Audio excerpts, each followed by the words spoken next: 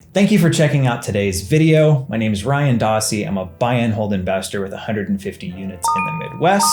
I'm an out-of-state investor at this point. I live in San Diego, and the majority of our assets are in Indianapolis. So as a full-time real estate investor, when coronavirus kind of hit, like everybody else, I wasn't really expecting this, right? Back in 2019, we made the decision to start to get liquid because the music can only go on for so long before you've got to find a chair, right?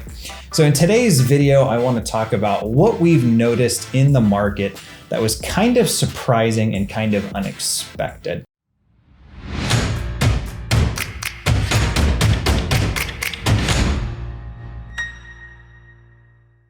The first thing I want to highlight is that what I'm discussing is based off of my own personal market and the data of my market. I'm going to show you how to find your own, but this doesn't really apply to the markets that were just devastated by coronavirus. New York City, LA, San Francisco, Seattle, some of these markets that it heavily impacted. I'm talking about my market of Indianapolis in the Midwest. I've seen this trend kind of hold true in a lot of other Midwestern and even some other coastal markets. So what has happened is when coronavirus hit, a lot of retail sellers panicked. They pulled their properties off the market, afraid that they wouldn't be able to get the price that they were looking for. So that decreased inventory. Now, at the same time, there's still a certain level of demand.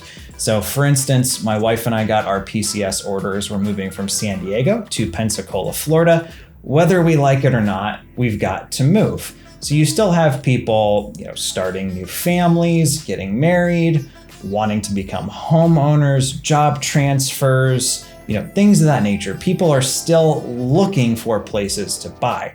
Now, the interesting thing we've seen in our market, particularly in the A to B class, first or second time home buyer neighborhoods, is the demand has actually stayed higher than the amount of inventory. So the days on market is actually down in Indianapolis, meaning properties are selling faster than they did this time last year or pre-coronavirus.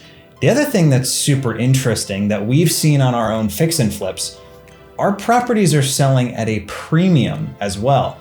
We had kind of a rental grade property that was no longer burrable due to some damage caused by one of our residents. So we chose to put the property on the market. We listed it at full retail, right at $129,000. We had more showings than I can count, 30 or 40, multiple offers, ended up taking a buyer for $134,900. Now, I honestly don't even believe that the property will appraise that high. I thought 129 was pretty optimistic, but fingers crossed, we'll see. So you've almost had this artificial inflation or upward pressure on the market caused by fear of people pulling off and demand staying where it kind of historically has been. So let me show you how this looks. We're gonna dive into Domus Analytics. I believe that's how it's pronounced. If you're licensed, you should be able to pull this data through your MLS for free. If not, you can set up an account with them. If you're not licensed, I'm going to show you how to get similar information out of Zillow for free. Let's check it out. So diving right into this tool, I'm going to select just my main market. I'm also going to focus just on single family because that's what we're discussing here. So my main city is going to be Indianapolis. There we go. And then what we're going to be looking for is the sold price per square foot. Now, the interesting thing is this is going to historically look at by the month what the average sales price is per square foot. And you can see this goes back quite a long time. I mean, all the way back to January of 2014. So what we're gonna look at here is strictly April of 2020 versus April of 2019. So in April of 2019, The average price per square foot was $103.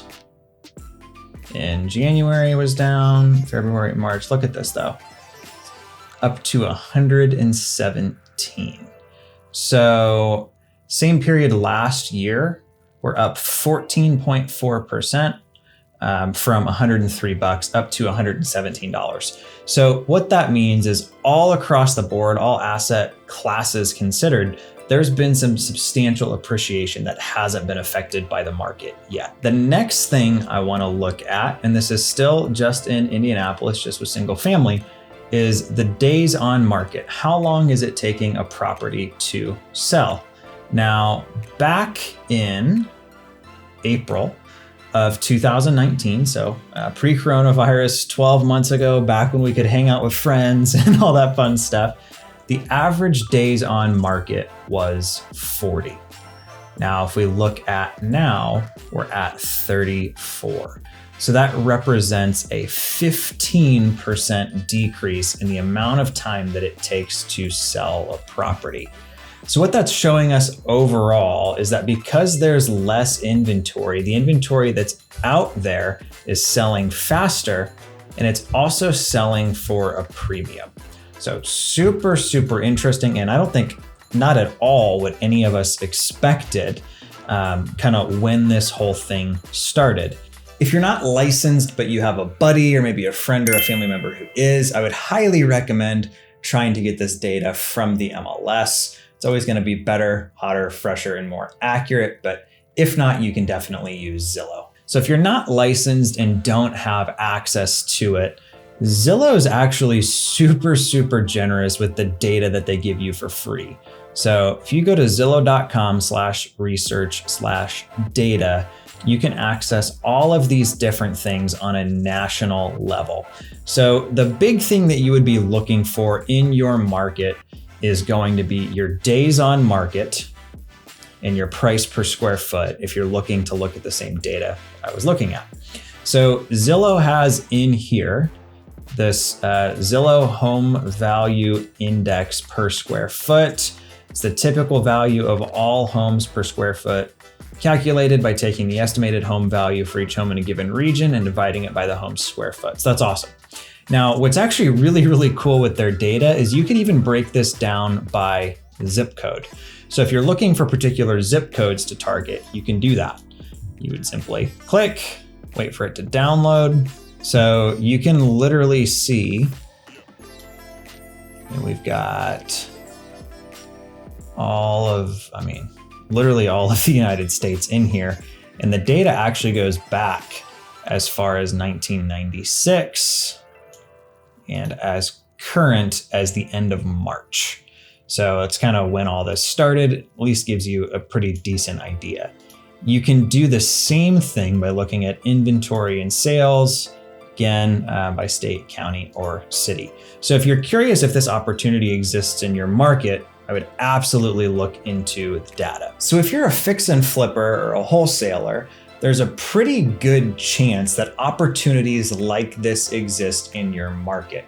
Now, I'll be the first one to admit that we are not taking on massive rehab projects right now, unless it's a property that we're planning on keeping. So we're really looking for kind of those quick in and out, primarily looking for like the Vinyl Village hedge fund type of asset, 3 to 4 bedrooms, 2 to 3 baths, attached 2-car garage, kind of in a subdivision built like post 1995. But if you can find those with the quick in and out, they are selling like hotcakes right now in most of the markets that I've looked at. Whenever I'm looking for properties to flip or hold as rentals, I'm historically looking for properties that attract the widest range of folks.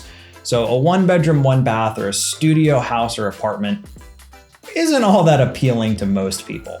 You go up to 2 bedrooms, pool gets a little bit larger, 3 even larger, 4 even larger. You go from a 3.1 to a 3.1.5, more people are interested, 4.2.5, even more are interested. Really kind of caps there. You start to get above and beyond that, and it's going to be too big of a house for some people. But those are the kind of assets that we're really looking for right now. A quick word of caution is that I don't think the impacts of the coronavirus have been fully felt by the market yet. You have a lot of people in forbearance or deferral of things like mortgage payments that aren't necessarily essential employees. Maybe they're not back to work yet. It'll be really interesting to see what happens in the market when the foreclosure forbearance is lifted and banks start foreclosing on folks who aren't able to get current.